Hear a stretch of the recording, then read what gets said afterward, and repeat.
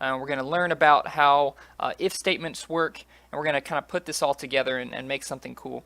So the first thing we want to do is decide what variables we're going to have. So let's have our text adventure ask the user for his name and then how old he is, and we'll use those two variables. So what do we need for his name? That is a string, right? String because it has arbitrary size and it's made of letters. So we're going to say string player name. And then we need another variable. Remember, we don't have to initialize it to anything if we don't want to. As long as we fill it with something before we see out it to the screen or use it in math or anything like that, it'll be fine. So we also need an age variable, and that's an integer, int age, because we can count our age on our fingers. Okay, so now what we want to do is get the player name and the age from the user. So first let's ask what his name is. Cout, what is your name, Sir Knight? And we'll do a new line. So this is going to ask him what his name is. Now we need to actually give the name to the program. And the way we do that is basically just the exact opposite of the cout statement. It's the cin statement, which stands for input. This is the standard input stream. So we're going to say cin, and then the only difference here is you switch these around to go the opposite direction. So instead of it's like you're taking your string and putting it into the cout statement, we're taking our cin input and putting it into a variable. So we do player name. And what's going to happen is when we get to this cin statement, the program is going to pause and wait for us to type something in and press enter. So let's greet him. Hello, sir. And then we'll say player name. So this should output his name. All right, let's see if that works. What is your name, Sir Knight? Beavis. Hello, Sir Beavis. It totally worked. So this is the first input we've ever done, and now we're already on our way to a text adventure. Now let's ask for the age as well. Cout, how old are you? Question mark. New line. Cin, just like we did before, we're going to just put our variable. We can cin to a string, an int, a float, any kind of variable pretty much we can do a cin statement for. So we're going to say cin age, cout, you are, and then we'll say age, years old. There we go. I have trouble typing and talking at the same time. All right, let's go ahead and run that and see if it works. Your name, meh. Hello, Sir Meh. How old are you? 9. You are 9 years old. Press any key to continue. And I forgot the new line there at the end. So there we go. We've got our input. Now let's do something interesting with it. It's not that fun to just repeat everything we say right back to us. That's just not fun at all. Instead, what we need to do is use logic. We need to process this stuff and do something interesting. So it's going to be a little hard to process a string. So let's go ahead and process the age. What we should do is, let's start by saying if your age is over 100, okay, then you are too old to play this game. So what we need to do is say if your age is greater than 100. So we literally use something called an if statement. When we want to know if something, we type if.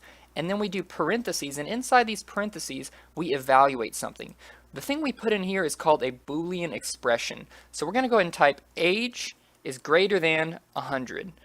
And just like in math class or anything like that, you can use the greater than sign, you can use the less than sign, you can use the greater than or equal to sign, the less than or equal to sign. If I wanted to say, for instance, if you type in a 100 or greater, then you're too old, we'll use the greater than or equal to sign. So let's go ahead and use that. So basically what happens with a Boolean expression is when your computer is evaluating this, it looks at this and it replaces it with either true or false based on what the statement evaluates to. So if we type in a 50, is 50 greater than or equal to 100? If not, this will be a false. And anytime you have a false in here, then whatever's in the body, which you indicate by having these curly braces, whatever's in the body will not get evaluated. However, if this is a true, it will get evaluated.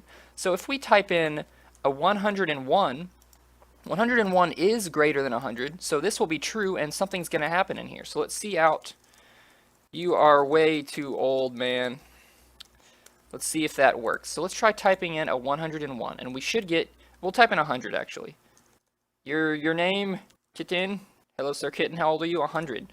You are way too old, man. See that? It worked. This is how you actually process things. knowing just these things right here, you can already make yourself a simple text adventure. It would be tough because you don't really know enough to make a good game. You don't really know enough to manage your code very well. But this tool right here, this if statement, is extremely, extremely powerful. Boolean expressions are used in tons of things, in loops, all sorts of things use Boolean expressions, and there's other cool things we can do with Boolean expressions, which I will show you later. But first I want to show you some of the other operators that you can use in Boolean expressions. What if we want to say if age is equal to something? So for instance, if age is equal to 69, we're going to see out haha. So how do we do equal to? Well, we don't type this because this is the assignment operator. For instance, if we said int age up here equals 5, that would take 5 and put it in the variable age. That's not what we want. There's actually a different operator that's the comparison operator. And you just slap another equal sign on there, and now it's a comparison. So now this is a Boolean expression. This is not a Boolean expression. This is a Boolean expression. It is going to be kind of hard to remember. If you do this, what's going to happen is it's going to take 69 and put it in age. And I think this will probably always evaluate to true or something, and it's just not going to work out. So always remember to use the equals sign. If you want it to be not equal to, then you type, instead of equals, you type exclamation point equals. This exclamation point is the not operator, and it's not only used in not equals.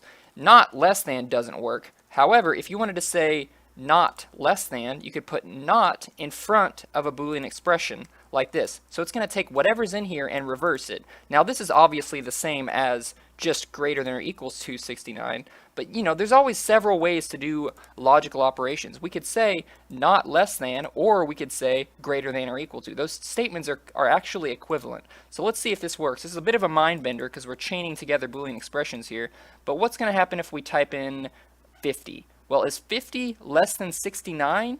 Yes, so this gets replaced by true because that's a true statement. However, the not statement takes whatever is here and flips it. So instead of true, it's going to be false, right? So let's see if that works. Let's type in a 50, and we should not see haha because the statement here is going to be false. Let's see if that is the way it is.